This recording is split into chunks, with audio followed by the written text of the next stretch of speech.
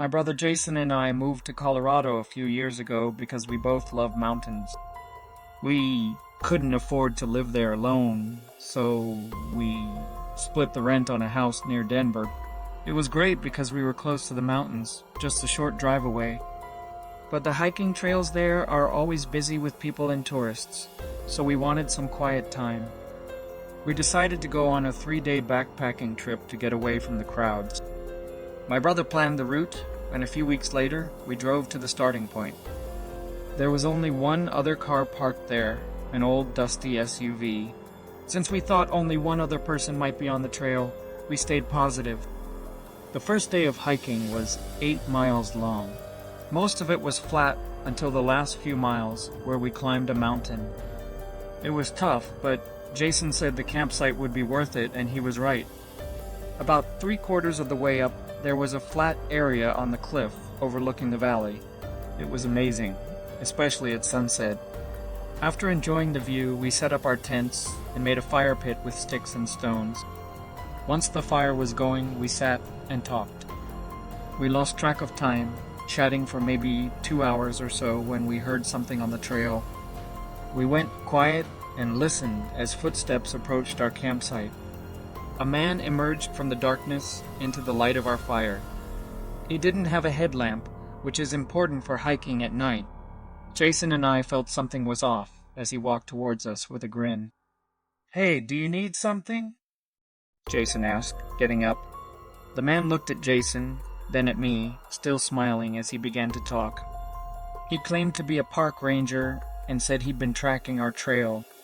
He told us this section of the park was closed for the season, and we weren't allowed to be there. Something didn't feel right because we knew the park was open, and we had permits to camp there. Plus, park rangers wouldn't be out on a mountain trail at night. We were suspicious, wondering why he was really there. Jason and I started asking questions, but he interrupted, saying, "You both need to leave with me right now. Pack up and follow me. I'll lead you guys back to the trailhead," the man said. We stood there silently, realizing something wasn't right. The man stayed by the fire with his strange grin. "No, we're staying here," Jason said firmly. The man just turned and walked away without saying anything else. We were scared and didn't talk for a while, listening for any sign of him returning. Then we added more sticks to the fire. We didn't sleep, staying awake all night, hearing what we thought were footsteps at times, but the man never came back. When morning came, we packed up and left, ending our trip early and going back to our car. When we returned, we saw the same dusty SUV, making us wonder if the other hiker had encountered the same man as us and what happened to them. We told the police, but nothing came of it. The man lied about being a park ranger, and his attempt to lead us into the woods at night was suspicious. We don't know what he had planned, but it seems the other hiker might have faced a similar situation.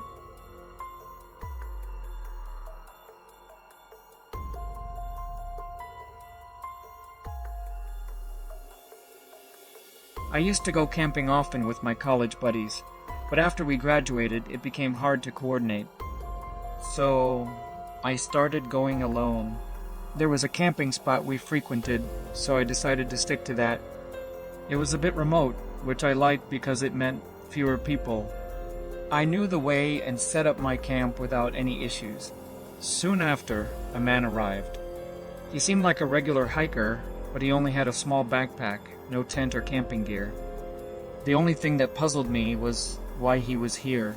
It wasn't a particularly scenic spot, just a nice place to camp. If you weren't camping, there wouldn't be much reason to hike all the way out here. But I didn't dwell on it much because the man seemed normal. Maybe he just wanted some quiet time. I stayed near my tent and he stayed on the other side of the campgrounds. Around 6 o'clock, I went to cook my food, and that's when I saw the man finally leave. I thought it was a bit late for him to be heading back since it would be dark soon, and the hike was probably about 3 hours. But I was glad to have the place to myself. I boiled some water with my mini stove and made one of my freeze-dried meals, then returned to sit near my tent. The sun was almost gone, so I hung a small lantern on the side of the tent. As I sat outside, it dawned on me that I was completely alone out there. Normally, we'd gather around a campfire and chat, but being alone, there wasn't much to do. Eventually, I turned off the lantern and went into my tent, settling in for the night. At some point during the night, I woke up to the sound of footsteps nearby. When I opened my eyes, it was completely dark, and I didn't know how long I'd been asleep. The footsteps got closer until they stopped at the other end of the campground. After a moment, I reached for my lantern, turned it on, and unzipped the tent to look out. About 20 feet away, I saw a figure standing where I had seen the man earlier. It seemed to be the same person, just standing there. It was late enough at night to be unsettling no matter what, and when I turned on the lantern, he definitely noticed me. "Hey, are you okay?" I called out to him. He didn't respond, and I couldn't tell which way he was facing. It was unsettling not knowing. I grabbed my pocket knife from my backpack and decided to wait, sitting there in silence.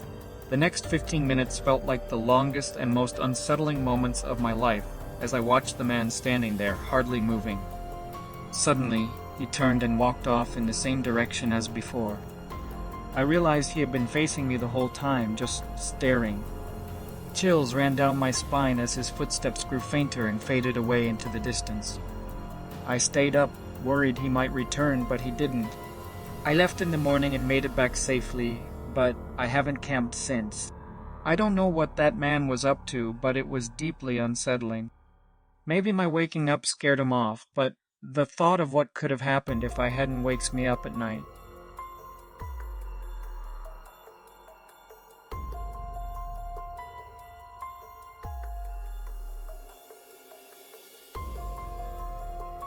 I was camping in the backcountry near my home.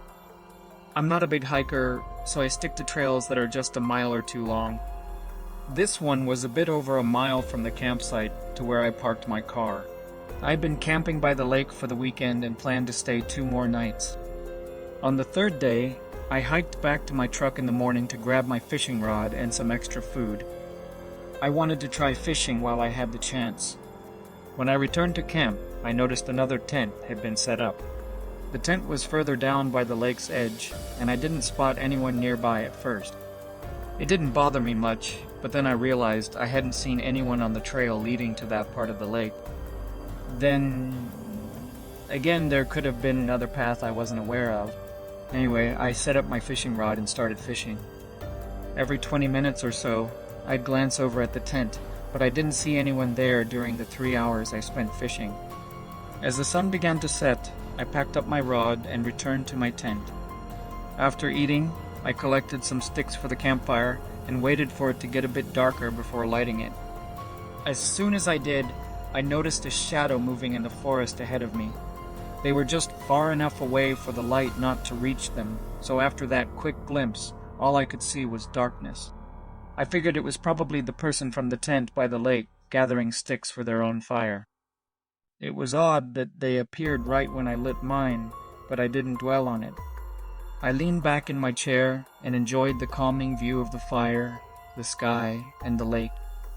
It was so peaceful that I almost dozed off in my chair, but half an hour later, I glanced past the fire and saw several figures emerging from the forest. As they got closer, I counted 4 men heading straight to my campsite. My mind raced, but I tried to push aside any nervousness, hoping they were just a nearby camping group in need of assistance. When they stepped into the light, I noticed they were all in their 30s or 40s and had serious expressions. When they were just a few feet away and kept walking, I stood up from my chair and anxiously asked what they wanted. None of them answered, they just kept walking. 2 of them went behind me towards my tent, while the other 2 shoved me aside. It was clear what was happening now, but I knew resisting would only escalate things. I watched as the 2 men started rummaging through my belongings, while the other 2 continued to push me away. I tried to reason with them, but they had a vacant look in their eyes that showed they didn't care at all. I kept reminding myself to stay calm and let them take what they wanted, but the 2 men kept pushing me farther and farther from the campsite and away from the light. After a minute, It was pitch dark, and all I could hear was our footsteps in the silent forest. Then we stopped. Facing them in the darkness between the trees, all my fears flooded over me. One of them reached for something, and I instinctively ran. My footsteps echoed through the leaves and grass as I raced away. I had a rough sense of direction and aimed for the trail. Once there, I headed straight for my truck, and as far as I could tell, no one followed. I reported the incident to the police, but they left with almost all my belongings, leaving no trace. It's pretty clear what they intended to do in the forest, so I consider myself incredibly lucky to have escaped with my life.